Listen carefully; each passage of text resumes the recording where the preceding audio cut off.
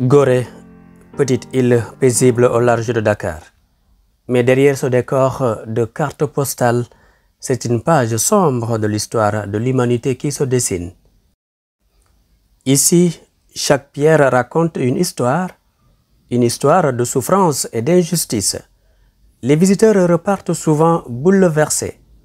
Devant la porte du voyage sans retour, Brigitte Nzi Bariza, une touriste burundaise, s'arrête émue.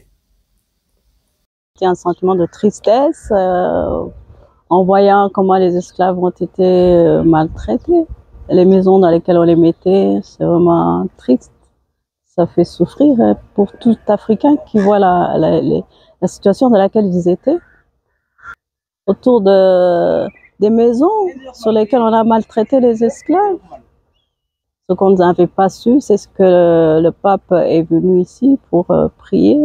Après avoir remarqué tout ce qui s'est passé, il a demandé pardon aux Noirs. C'est vraiment un signe de respect envers les Noirs. Ça m'a plu d'entendre que quand même le pape a pu réaliser que les Noirs ont été maltraités et il a été choqué lui aussi.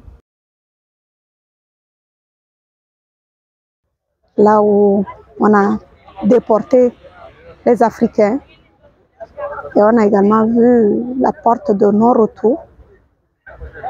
Et quand on voit ça, on a les larmes aux yeux, quoi. C'est très émouvant.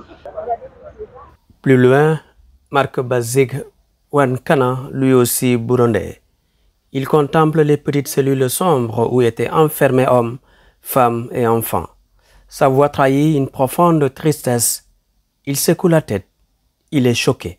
Ça fait très mal, mais c'est comme ça. On avait appris ça dans l'histoire, on avait entendu parler de cet endroit, mais ce qu'on a entendu de nos oreilles, nous venons voir avec nos propres yeux, vraiment, ça fait très mal. On a vu aussi les photos de certains gens de l'Occident qui ont pu quand même demander pardon. Et moi, je dis que c'est une bonne chose de demander pardon, mais qu'il aurait fallu aussi nous dédommager l'Afrique parce qu'ils ont pris la main d'œuvre pour aller développer leur pays. L'île de Gorée est-elle le résumé de l'histoire douloureuse du continent africain? Pour certains visiteurs, la réponse est sans équivoque.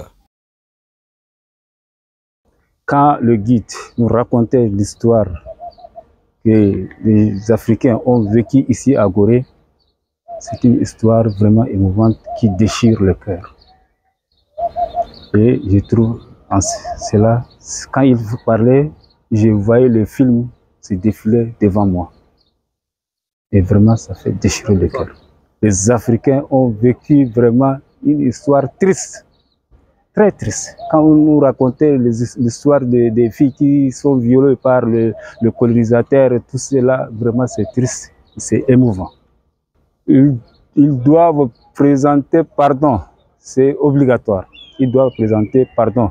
Bon, ceux qui sont là, ce ne sont pas eux qui ont fait cette histoire, ce sont leurs aïeux, leurs ancêtres qui ont fait cela. Et ils doivent, même s'ils ne sont pas les acteurs principaux, ils doivent quand même, du fait qu'ils appartiennent à ceux qui ont fait du mal à l'Afrique, ils doivent dire pardon aux Africains. Vraiment, c'est une triste réalité. Donc, je peux dire que nos parents, ils ont subi des choses vraiment, je ne peux pas les mesurer. Donc, c'est pour dire que ce qu'ils ont fait pour nos anciens parents, donc c'est choquant. Parce que on a visité les cellules, donc les cellules pour les femmes, les cellules pour les jeunes filles, les cellules pour les jeunes garçons et puis pour les récartistrants, mais c'est pas humain.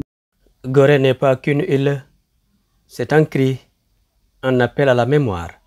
À travers ces ruelles pavées, ces maisons colorées, c'est l'ombre d'une douleur historique qui plane.